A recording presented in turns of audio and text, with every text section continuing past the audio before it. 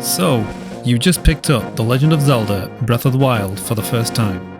Welcome to one of the greatest open world adventure games of all time. But before you run off chasing bokoblins or getting lost in Hyrule, here are 17 things you must do when you first start your journey. Trust me, these tips will make your first playthrough even more magical. The Great Plateau is your tutorial zone, but don't rush it. Take your time to learn the mechanics, experiment with cooking, and most importantly, find the hidden chests and Korok seeds. This area sets the tone for your adventure, so soak it all in. Okay, there's an arrow there. My first arrow. So let's use it. Now the cool thing about arrows are, you can just use it like this. You know, standard. Or you can do it if you pull out your arrow in mid-air, you get into slow-mo and you can aim for a headshot. So yeah, like I said, the cool thing about arrows in this game is, watch this with the arrow, right? I want to show you something. So I've only got 5 arrows. You see that number 5 there? It tells you how many arrows you got. The other thing I wanted to show was again, it's the physics of the game. Watch this. You can go back and pick the arrow up. It's a piece of wood, right? So the arrow is now stuck on the wood. But what happens if I hit this arrow on concrete? It bounces off. You can still pick it up again though. What happens if I hit the arrow on grass? It sticks onto the grass. These are just little details of the game. Little details that you'll pick up on whilst playing the game. Yeah, you can pick up your arrows again, like, you know, if you can find it, you can find it. That arrow's now on the wood, on the tree, there you go. It's a mushroom. So I can go pick it up again. But yeah, like, I'll show you another example. Because I think that one just fell off. Let's see if we can find that. Where's it falling? Where's it falling? I think my other one fell off the cliff, you see, so I'm not going to go chase that one. But basically, everything in the game stays within the game. Like, it's very cleverly designed. There it is. Found it. There you go. There's my arrow. See? Pretty cool, isn't it? The detail of, you know, the physics. So, we can do shield surfing. There we go. So, to do the shield surfing, which is pretty cool. To do shield surfing, you just basically get the shield out, and then you jump, and when you jump, you press A. There you go. That's how you do it. That's how you do shield surfing. Shield out, jump, A. And obviously, you're not going to surf here, because, like, you can't. You need to do it somewhere where there's a bit of a slope. You can even do shield surfing while you're in the air. Like, obviously, you're not going to be surfing, but you can get your surfer out. Oh! And then you can go like this. Look, he's still got his surfer out down there, but he's gliding. And then you can even quickly just draw your bow if you see an enemy, and then you can carry on gliding again. You know what I mean? And then get your bow out. But obviously, you need stamina to do all of that. But here we are. We're on Hyrule Kingdom now. That's it. Okay. So the destination is that way. In fact, there's a tower there. We can mark that tower. We can even mark this tower. Oh, there's a shrine there, look. We can mark that shrine. So what you do in this game, you know, you just play how you want to play it. Oh, there's another shrine right there, that shrine tower. So these are like my own personal objectives, as well as the main objectives. So you got your story here, story objective, and then you got your own personal objectives. You know, you just create your own objectives. I want to do this, I want to do that. So you can either choose to carry on with the story, or you can just get sidetracked and see what these are all about, these towers. So basically, when I unlock these towers, I'll unlock this area of the map. This tower will unlock this area of the map.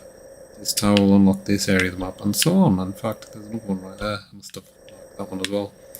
So, let's just keep going and just see where we end up. There's a fox there. I can kill the fox. Oh, I missed.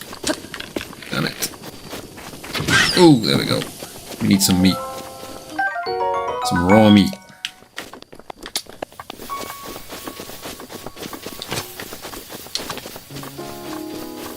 This game just never gets boring. Absolutely love it. Oof. This is a ranch. This is basically where you come to get your horse. Or you bring your horse here to the stable.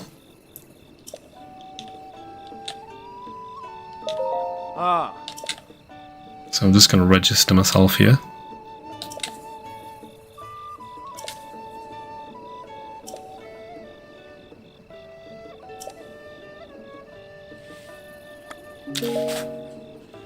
I already know how to catch a horse.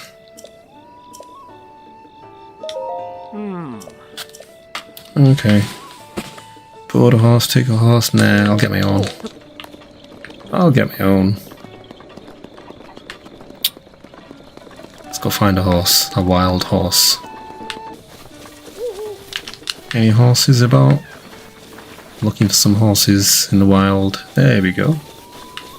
Where it was. I think I'm gonna go for this one here. The stripy one. So basically you just sneak up on it. And then go behind it, and then you just press A to mount, and then press L to soothe. Yeah, you just press L to soothe it, tame it, and before you know it, he is yours. That's it, he's mine now. That's it, got him. Now, all I need to do is I need to register this horse to the stable. And then I can call it whenever I want.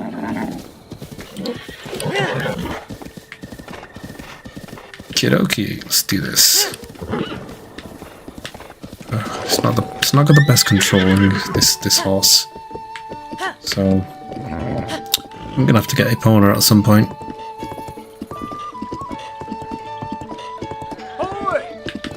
Hey, stop!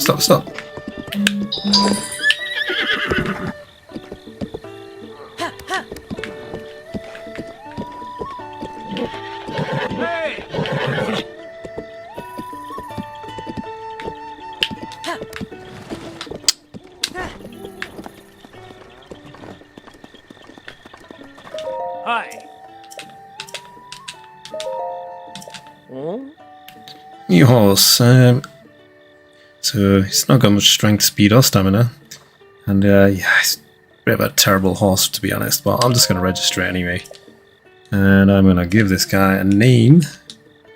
Oh, it's going to give me a saddle for 20 rupees. Name your horse. Oh, I don't know, what shall I call it?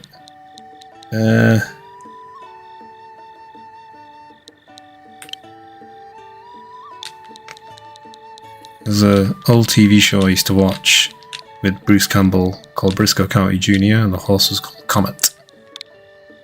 So I'm going to call it Comet. Take horse, yeah. So he's just saying we can press the down button to whistle the horse. There we go. So yeah, it says the temperature is getting dangerously low, find warm soon. So for this one, I actually can't go there. I can, but it's too cold up there, up in the mountains. So you need some sort of like something to protect yourself from the cold environment.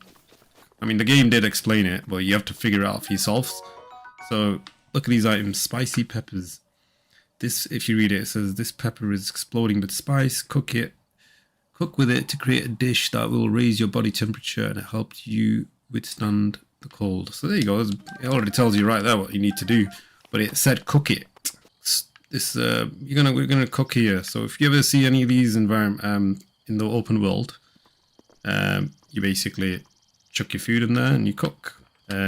So you get your Boko club, which is made out of wood. Get some fire. If you keep hold of Y, or you can do that, or you can just attack like that. Yeah, it's up to you. But there you go. Like I've set this on fire now, so it's all ready to,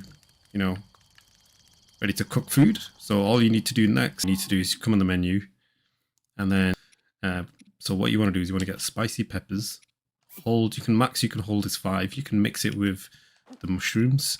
I wouldn't use these amber because they're not for eating. That's for selling only. So if you need money, you sell them. So the only thing is we can really cook. I wouldn't cook any of these monster guts because they'll just ruin your food. What you want to do is get spicy peppers. That's what increases your temperature so that you can survive in the cold. So the more of those spicy peppers you put in there, the more you'll be able to stay out there. Now I've mixed it with mushrooms, so I'll get something that's slightly different. It'll probably give me more.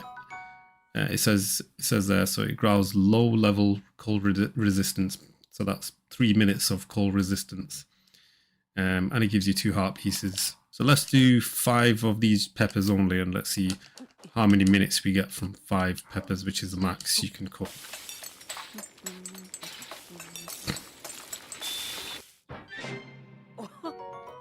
Spicy, so there we go. So we got 12 minutes 30 seconds, so that's pretty good. That'll give me enough time to explore the mountain, I think. Yeah, the very first time I got this game, I was a bit stuck there. I wasn't sure how to cook, and then I just figured it out eventually. It took a bit of time, but yeah, as you can see at the bottom where it's flashing, it means I'm too cold, I can't survive. So what I need to do, as you can see, Link is freezing there. That's another indication it's too cold.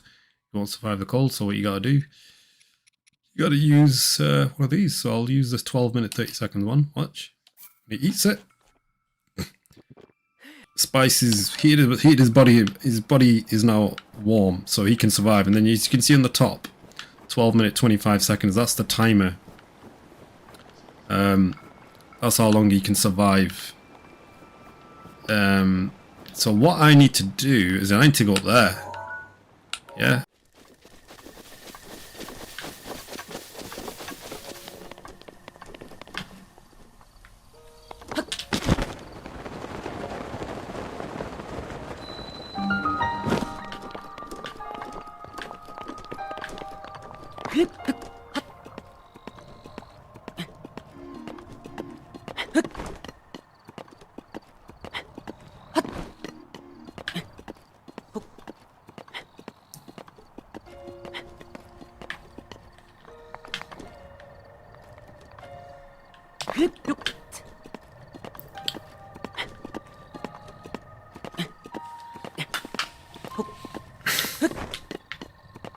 Now this is why we need stamina. I think stamina is required. Should I get stamina first? We'll see. I think a heart pieces are probably needed more early on in the game. There we go. We're up. Okay. So we're going to get the next part of the map. So...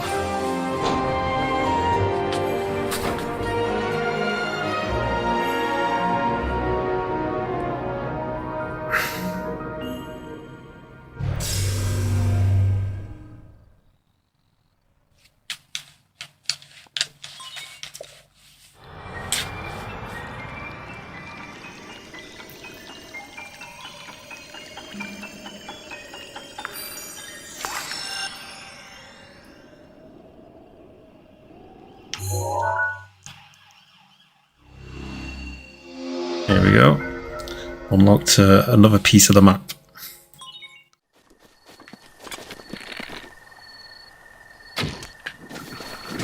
There we go.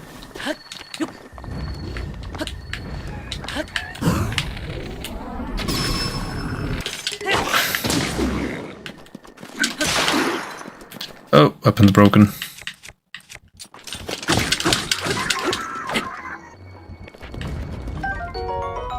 Soldier sword. See, weapon breaking is not an issue for me at all. I just don't understand the complaint. I think the people that complain are just people that love complaining. Like, I just got a weapon, the weapon broke, and I just got another one instantly. A better one. So, you know, what's the problem? You know, most games you just get weapons, and then, you know, once you got the best one, you're like, ugh, I don't need all these ones. But in this game, you're encouraged to use every different weapons that you get. Okay, what's this up here?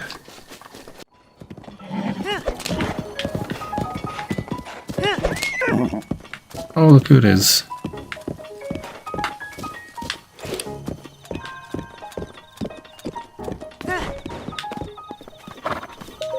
It's the Korok man, Hestu.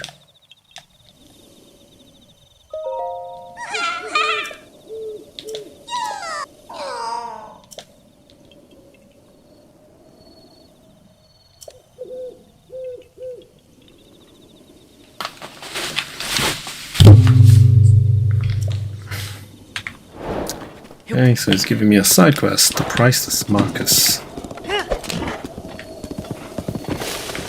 Damn, controlling on that horse is awful.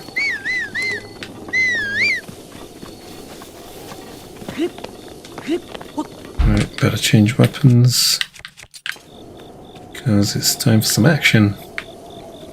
How many is there? Only 2?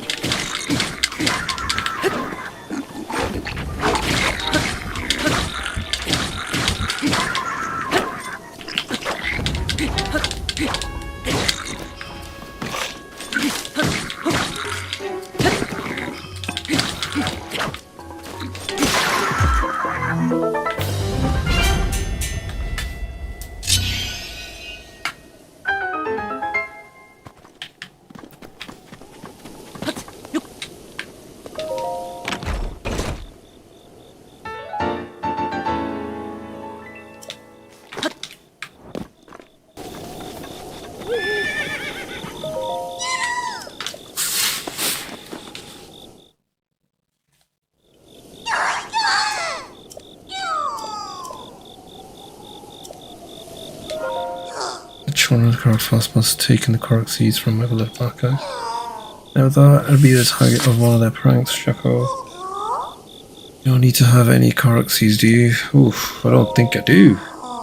Are you kidding me? Ugh. I'll have to come back here. I did... I don't know. Couldn't get that Korok seed earlier, could I? Oh yeah, it's Korok seed right here. So this will be my first Korok seed. Simple puzzle. All we gotta do is copy the other one, make it a square. There we go.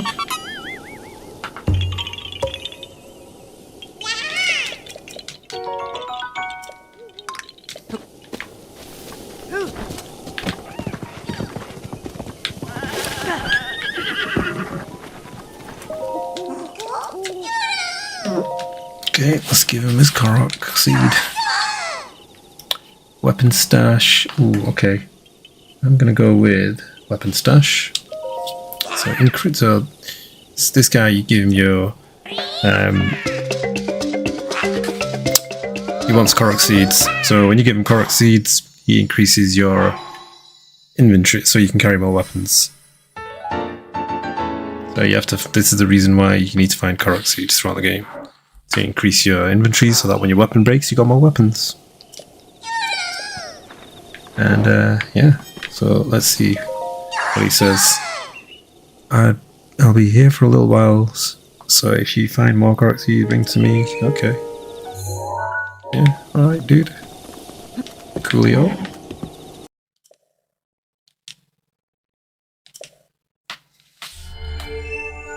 Sheikah Sensor. Sensor reacts when you are close to shrines that you have not yet visited. If you have the direction where the reaction is strongest, you should be able to find the shrine. You can enable or disable Sheikah Sensor with a Y on the map screen. So basically, it's going to make this beeping sound whenever I'm near a shrine, which is pretty cool. So, there we go. Can you hear that beeper? That indicates there's a shrine nearby. So on the bottom right, we can see the shrine.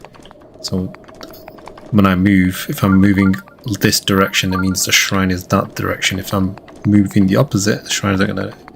It's not gonna beep. So it's beeping. You can see the sensor. It means the shrine is this way. So it's somewhere down south around here. Let's try and find it. In fact, got a vantage point, I might be able to spot it from here.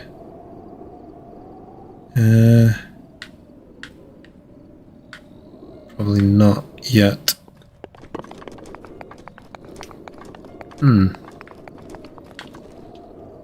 There's a shrine over there.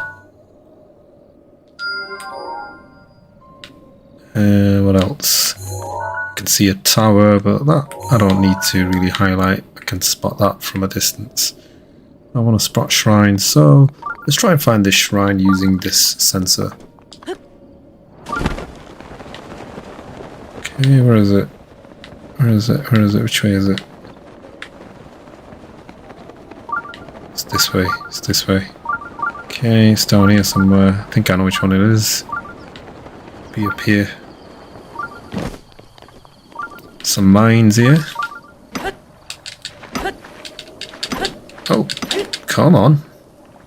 That's a tough thing, isn't it? Let's maybe use a hammer. Sledgehammer. There we go. That's better. So we can sell these things. Get some rupees. That's another one.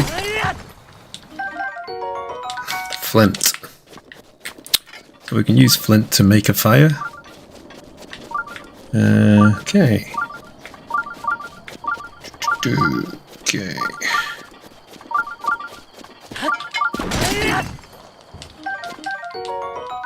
Rock salt.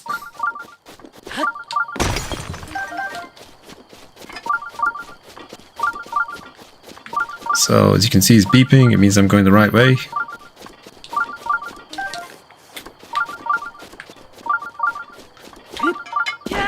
Oh, total miss.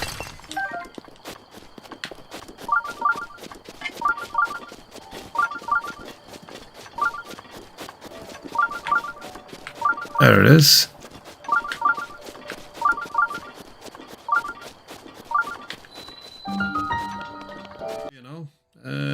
Before we do that, let's have a look at our objective. Because somebody said to me that this game does not give you objectives or tell you where to go.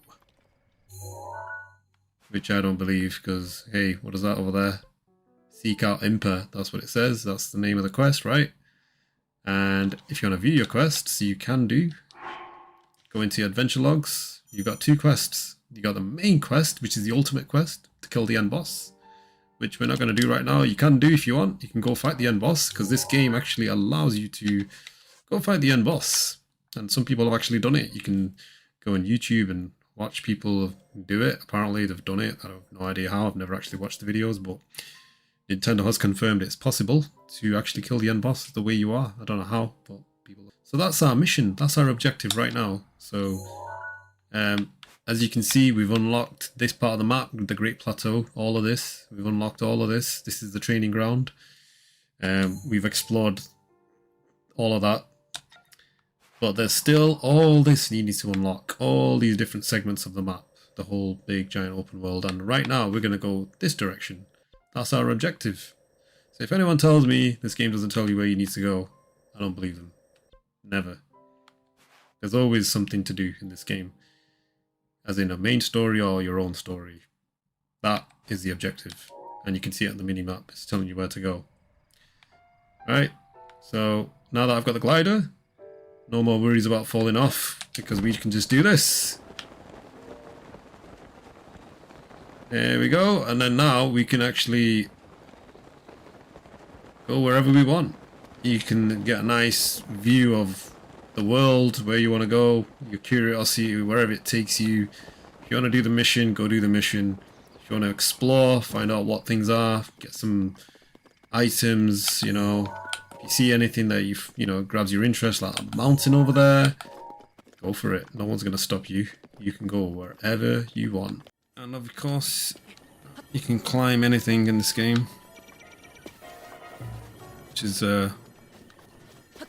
one of the big things that people loved about this game. You can just climb anything. There are no restrictions. You know, you don't need to be told, oh, you can climb here, but you can't climb there. You can just literally climb anything you want. You want to go up there? You can just go up there. You want to go up there? You can go up there. Not like some games, you know, where you can only climb certain elements of the wall. In Zelda, if you want to go anywhere in the distance, you can go absolutely anywhere. There's no restrictions. So even though my mission right now is to, you know, on the mini-map, you got the purple and the yellow. That's my destination. I'm still curious, what's that church-looking thing there? Or what's that tower over there? You know, as you're exploring, you're going to come across environments. Look, that's our shrine. That's the one we need to get to. Either that one or the yellow one. I'm just going to go to whichever one's closest. But even though I've got a destination, what makes this game so interesting is the curiosity. Like, you know, you're like, whoa, what's that? Can I catch that butterfly? What's that going to get me? You know what I mean? What's this broken down building in here? Even though this isn't a part of my mission, I'm curious. What's in here? Maybe I'll find something in here. Maybe I'll have to come back here later. What is this? What's that statue over there? It's that discovery that's so interesting about this game. Bad guy here. I've got a sword now, so it should be easier to fight. Enemies, drop items. Minus. Hero's Path unlocked. So yeah, this is a free DLC that was updated. So now if you press the X button, it tells you on the map exactly where you've explored. So that's a really cool feature that a lot of games don't tend to have these days. If they do, I've never seen it before on Zelda. So on the map, it tells you this is on the map. This is where we've explored so far. So we've not been anywhere else on the map. This is our steps.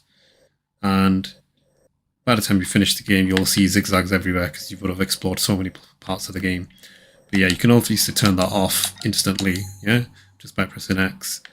But yeah, it's a cool feature. And then the other thing he mentioned was fast travel. So you can now fast travel to this shrine that we just did. Just by clicking on it, it says fast travel. You can also fast travel to the tower that we went to, so we don't have to actually walk all the way back. You know, we can do. Because, you know, you can, if you like to explore and stuff, yeah, why not? Because just see what else is out here. Or if you really want to rush, just fast travel. That's what I'm going to do now. And the game has plenty of fast travels. Over, you know, the more shrines you unlock, the more towers you unlock, the more fast travel you'll have. So there's no slow grinding, or it takes forever, you know, like in Skyrim. It takes you ages walking from one place to another, or say Witcher 3 for example, you need to go to like a board just to fast travel. In this game you can fast travel instantly. So here we go again. So come at the edge, press A, you can press X just here to let go. But then I would recommend at this point of the game, because we don't have the glider, it's best to come down safely. You can press B just to jump sideways. Oof, almost fell then. I'm a little impatient. So grab this bit. These are some items that you find on mountains. You can grab them. You're gonna need these things later. Well, I won't say need them, but if you want to like upgrade your, you know, armor and certain items, weapons and things like that, that's what they're used for. I think you can use them to cook as well. So I want to jump on this platform here. Yep. Grab that. Jump on the platform again. We're just basically making our way down. Now the guy will give you the glider and that just changes the entire game.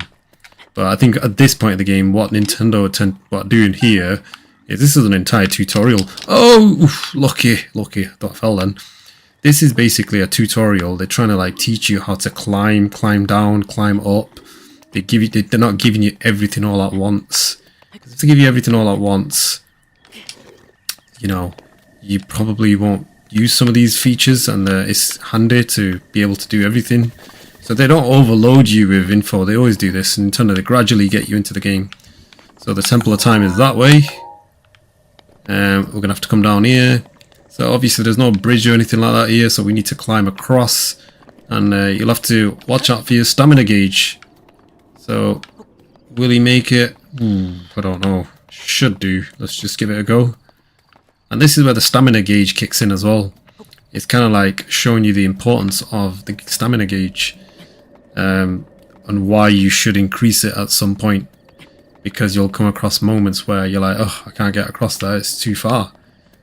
So you want to increase your stamina gauge so you can travel more, run more, fight more, and yeah, it also encourages you to do more shrines.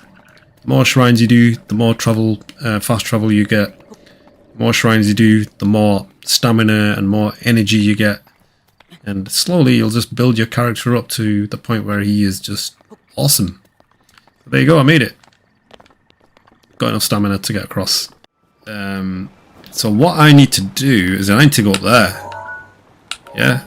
Or, yeah, I need to go up there. Now, there's many different ways you can go up that way. You can either come around here on the mountain. It's up to you. It's entirely up to you. That's what's so awesome about this game. You're not restricted to one path. You know, in some games it might be, you have to go this way only. No, in this game, you create your own route. Whichever way you can figure out how to get there. So I can't get across there. Now the reason I'm not going in the water is because it's freezing. Yeah, it's too cold. If you go in the water, you won't survive, because this water's too cold, so Link can't swim in there. So I'm just letting you know, if you jump in there, it'll lose some energy. It won't game over or anything, but it'll lose some energy. So if you use your magnesis, you can see that you can grab this thing. We need to create a little bridge.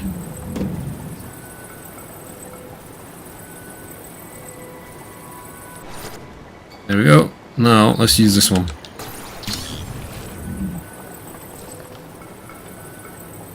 Once you get used to the controls, it's not a problem. It's the first time you do it, you just gotta get used to the controls. There you go. Create my bridge. Now I can get across. So that was the magnesis we got from the shrine. See how you use it in the world? That's how you use it. And you gotta just, the very first time you play it, it's just understanding the concept, the mechanics, and all that stuff. Once you get past that bit, it's pretty straightforward. You know, you'll pick up on it, and you'll be like, wow, you'll be using magnesis and all of this stuff everywhere. I do still think this game is absolutely beautiful. You know, the way the temperature or the climate just changes, the weather, the sunset, everything. It's just, you know, the art. This is a game that I would love it if, you know, Nintendo released a Switch 2 one day in 4K and update this game or re-release it in some way in 4K. Would just be amazing. So as you can see, I'm walking the long way around, the old-fashioned way that most games you would expect to, but with it being Zelda, you can just climb. You know, that's one of the amazing things about this game. Like, it removed all restrictions when it came to open world game design.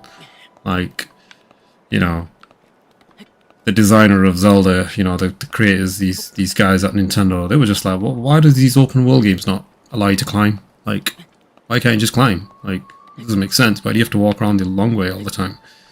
So, yeah, they introduced the climb element. So here it is. I've just taken a shortcut, as you can see. Now you can jump as well, but you do run out of stamina.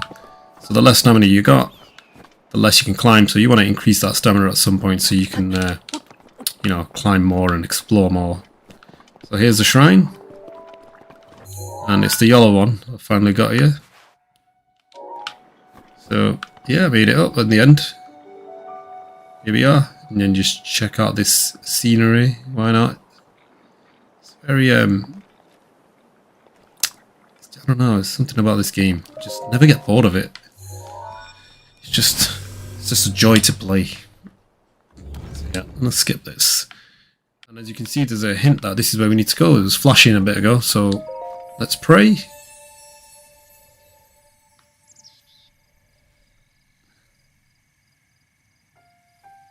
So I've got 4 orbs, and you give your 4 orbs here, and then it'll give you an option. What do you want to exchange it for? Heart piece or a stamina vessel? My recommendation, early in the game, always get heart pieces, because it's going to be very difficult early on. Otherwise, enemies will one-hit you. So increase your health first. So that we get 4 heart pieces now.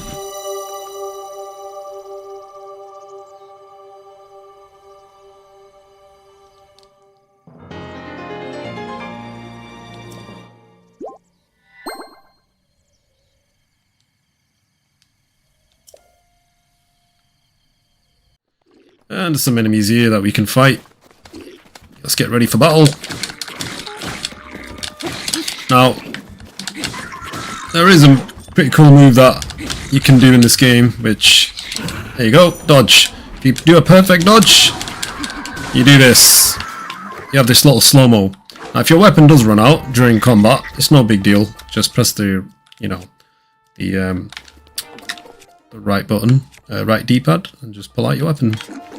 Now, this one is like a big weapon. It's powerful, but when you're using a big weapon like this, you can't use your shield because it's a two-handed weapon.